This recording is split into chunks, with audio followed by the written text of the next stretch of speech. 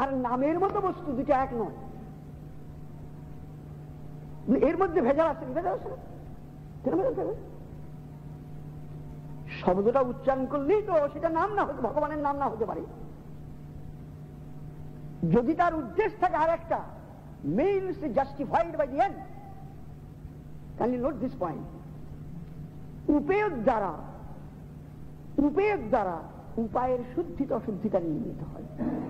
এর লক্ষ্য যদি হয় জড়, লক্ষ্য যদি উদ্দেশ্য যদি হয় জড়, পার্থিব গুণময় পদার্থ, তাহলে নামটা হবে Gunamoy, material sound. That is material sound and nothing else. Though apparently we can see, we can hear Krishna, Rama, Govinda, Narayan, yet it is not. কেন?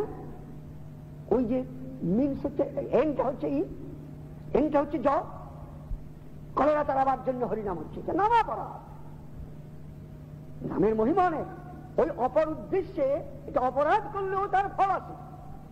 নামাবলী ওই একটা তথাপি ভগবত সম্বন্ধ যুক্ত, একটা গৌণ সম্বন্ধযুক্ত যে ব্যাপার, তার ফলে ধর্ম অর্থ কাম লাভ।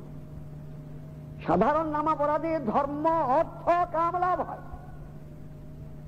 বিষয় সম্পত্তি আসতে পারে, পুণ্য হবে, বিষয় সম্পত্তি আসতে পারে, এবং কামনা নিজের বাঞ্ছা পূর্তি হইতে পারে, কিন্তু ভগবত ভক্তি হবে না, ভগবত প্রেম হবে না, ভগবত দর্শন উপলব্ধি হবে না। নামাভাস যদি হয় তবে মুক্তি হয়ে যাবে। এই বিষয় থেকে, ত্রিগুণ থেকে, ইতর ব্যাপার থেকে, মায়া থেকে তার মুক্তি হয়ে যাবে নামাভাস। আর শুদ্ধ নাম যদি হয় ভগবত প্রেমোদয় হবে, তখন ভগবানের প্রেম হবে। অশ্রুকম্প পুলক বৈবরণ আদি প্রস্তুত হবে, সাক্ষাৎ আনন্দের আদি, আনন্দের সঙ্গ হলেই আনন্দ হবে। কে ঠেকাবে সেটা? অগ্নির সঙ্গ হলেই তাপ লাগবে, তো ভগবান হচ্ছেন আনন্দ কণ্ঠ, তার সঙ্গ যদি হয় তবে আনন্দ ছাড়া অন্য কিছু হতে পারে না। হওয়া তো কঠিন, আমাদের ধৈর্য রাখা দরকার। এই জন্য দৃষ্টান্ত দিয়ে আমি শেষ করছি, কি যেমন কারেন্সি নোট দেখছেন, 1 টাকা, 2 টাকা, 5 টাকা, 10 টাকা, 100 টাকা ইত্যাদি, এটা কাগজের মধ্যে সই করে আছে রিজার্ভ ব্যাংক গভর্নমেন্ট, সেটা যেখানে দেবেন সেই টাকাটা পাবেন। কিন্তু ওরকম একটা চেক দিলেন, পেলেন টাকা। আমি যদি হচ্ছে বাজে রদ্দি কাগজে ছাপাই গভর্নমেন্ট, আমি হচ্ছে ভালো কাগজ দিলাম, ভালো কাগজে ভালো ছাপা দিলাম, ভালো সই করলাম, খুব সুন্দর রঙিন চঙিন করলাম, খুব ভালো ছাপলাম, তার দাম হবে তো? ওটার চেয়ে বেশি দাম হবে, এটা হবে জেল। কেন? আই প্রমিস টু পে বলছেন গভর্নমেন্টের, রিজার্ভ ব্যাংকের গভর্নর, যেখানে যাবে সেখানে টাকা পাবে। কিন্তু আই প্রমিস টু পে যখন আমি লিখে দিলাম, আমি তো আমার কথাটাকে সাবস্টেনশিয়েট করতে পারবো না, সুতরাং যেখানে যাবে সেখানে দিলে ধরো চলে যাবে। সুতরাং আমার কথাটা সাবস্টেনশিয়েটেড হবে না, আমার কথার পিছনে কোনো শক্তি নেই। যার কথার পিছনে, যার সইয়ের পিছনে শক্তি আছে, রাষ্ট্র আছে, ধন আছে, সম্পত্তি আছে, রাষ্ট্র আছে, সেটা সাবস্টেনশিয়েট করতে পারে। ঠিক তদ্রূপ যে ব্যক্তির প্রদত্ত শব্দী, যে ব্যক্তির প্রদত্ত নাম, সেই নামই যদি তার পিছনে না থাকে, সেই ব্যক্তির পিছনে যদি নামই ভগবান না থাকেন, যার নাম সেই তিনি যদি তার পিছনে না থাকেন, তার প্রদত্ত নামের বেশি বাহাদুরি হবে না। নাম তো বইতে লেখা আছে, মন্ত্র তো বইতে লেখা আছে, আবার গুরুর দরকার বইতে লেখা আছে না, বহু মন্ত্র লেখা আছে বইতে, এতে ফল হবে না। বই পড়ে জব করলে কোনো ফায়দা হবে না, কেন? লাইফলেস। যেমন ধান বুনে না আপনারা জমিতে, তাতে উর্বর জমিতে বুনলে বেশ শস্য হয়, গাছটা সবে ফল হবে। আর ধানের মতো দেখতে, তার ভিতরে বীর্যটা নেই, অর্থাৎ চাউলটা নেই, উপরে খোসাটা ঠিক একরকম, চিটা বা পাতান আগরা সেটা একরকম, সেটাকে উর্বর জমিতে সার টার দিয়ে লাগিয়ে দিলেন, তাতে কোনো ফসল হবে কি? হবে না। 1,00,000 বৎসর জল ঢাললেও তার থেকে একটি দানা উঠবে না, অঙ্কুর উদ্গত হবে না। কেন? প্রডিউস কিছু করবার তার যোগ্যতা নেই, বীর্যরহিত সেটা। ঠিক তদ্রূপ যেখানে আমি নামটা গ্রহণ করব, সেইখানে নামই যদি তার, যিনি নাম দিচ্ছেন তার পশ্চাতে যদি নামই না থাকেন, তার মূল্য কি হবে? যে মন্ত্রটা দিচ্ছেন, মন্ত্রাধিষ্ঠাত্রী দেবতা যদি মন্ত্রদাতার পশ্চাতে না থাকে, তাহলে তার প্রদত্ত মন্ত্রটা হৃদয় হবে না, সুফল হবে না। এই জন্য যার কথার পিছনে ভগবান আছেন তার কথা শুদ্ধভাবে উচ্চারণ করুক, অশুদ্ধভাবে উচ্চারণ করুক, সেটার দাম হবে। ওই যে কারেন্সি নোটের কথা বললাম, যেমন তেমন রদ্দি কাগজে সই করুক, তারই দাম। যা বলবে, হাজার লাখ বলে, তারই দাম তাই। আর আমি ভালো কাগজে দিলেও তার দাম 1 টাকাও না, অধিকন্তু জেল। এই প্রকারের অবস্থা। সুতরাং দরকার সেই পরতত্ত্বের কাছ থেকে যে লাইনটা আসছে, তার কৃপার ধারা আসছে, সেই কৃপা ধারাতে স্নাত যারা, এগুলো আমনায় ধারা, গুরু পরম্পরাতে স্নাত যারা, তাদের মাধ্যমে সদ্গুরু পরম্পরা স্নাত ধারাতে আমি যদি অভিষিক্ত হতে পারি, তবে ভরসা আছে। করলেই সঙ্গে সঙ্গে ভগবান পেয়ে যাবো তা নয়, কিন্তু দ্যাট ইজ পসিবিলিটি, আর অন্যত্র পসিবিলিটি নাই। এই জন্য লোকে সদ্গুরু অন্বেষণ করে। সুতরাং আমরা সেই শুদ্ধ ভক্তে বা সদ্গুরুর আনুগত্যে যেন হরির আরাধনা করতে পারি, ভগবান শ্রীহরির আরাধনা করতে পারি, তাহলে আমাদের মঙ্গল হবে। আমরা একটু উপদেশ শ্রবণ করব। যুগধর্ম হচ্ছে নাম সংকীর্তনেরা বলেছেন, আমি সেটা বিশেষ আলোচনা করছি না।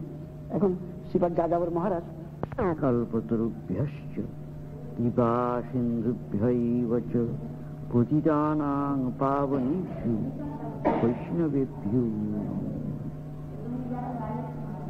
নমো মহাবদান্যায় কৃষ্ণপ্রেমপ্রদায়তে কৃষ্ণায় কৃষ্ণচৈতন্য নাম্নে গৌরতিষি আয়ানুলম্বিত ভুজো কনকাবদাতু সংকীর্তনৈকপিতরো কমলায়তাক্ষ বিশ্বম্ভরো দ্বিজবরো যুগধর্মপাল বন্দে জগৎ প্রিয়কর করুণাবতার।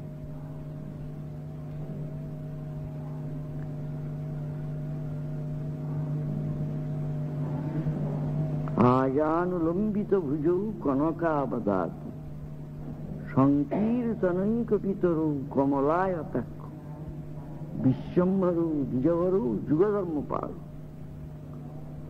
বন্দে জগৎ প্রিয়কর করুণাবতার।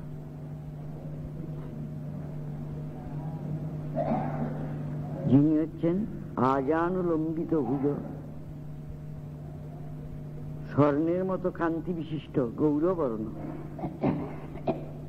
সংকীর্তনের পিতা। কলিযুগের যুগধর্ম যে হরি সংকীর্তন, সেই সংকীর্তনের পিতা বা প্রবর্তক করুণাবতার। কমললোচন বিশ্বম্ভরু দ্বিজবরু, বিশ্বম্ভর দ্বিজবরু দ্বিবচনের প্রয়োগ আছে, নিত্যানন্দ প্রভু অর্থাৎ গৌর নিত্যানন্দ। বিশ্বম্ভরু দ্বিজবরু যুগধর্ম পালৌ, এবং যুগধর্ম পালন করেছিলেন, যুগধর্ম প্রবর্তন করেছিলেন, প্রচার করেছিলেন। সেই গৌর নিত্যানন্দে চরণ বন্দনা করে যুগধর্ম সম্বন্ধে কিঞ্চিত বলব। এই হলো কলিযুগ, এটি সকলে জানে, মানে এর আর ব্যাখ্যা করতে হবে। এই কলিযুগের যুগধর্ম হচ্ছে হরিনাম সংকীর্তন। এটি সমস্ত শাস্ত্রে বলা আছে। সর্বশ্রেষ্ঠ ভাগবত বলছেন, সর্বশ্রেষ্ঠ শাস্ত্র ভাগবত বলছেন, ফলের দোষ নিধির আজন অস্তি যেকু মহানুন কীর্তনাৎ এব কৃষ্ণস্য মুক্তবন্ধ পরং ব্রজেত। কলির অশেষ দোষ, দোষ নিধি মানে দোষের সমুদ্র, কিন্তু এর একটি মহৎ গুণ আছে।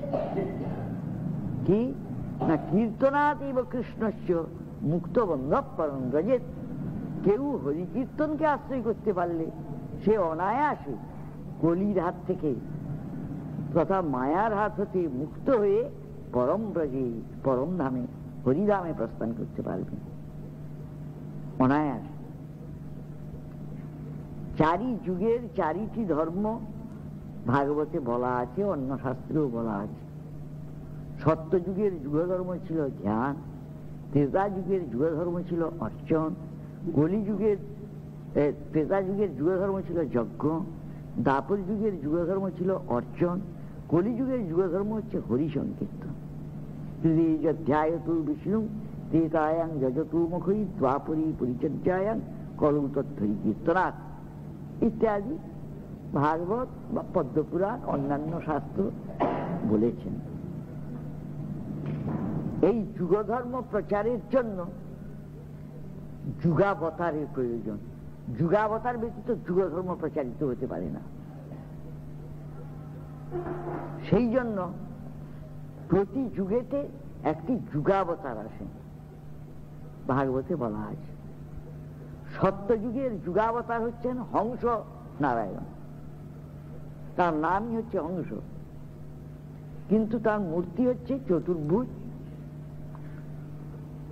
শ্বেত বর্ণ অর্থাৎ শুভ্র বর্ণ, হংসের মতো শুভ্র বর্ণ,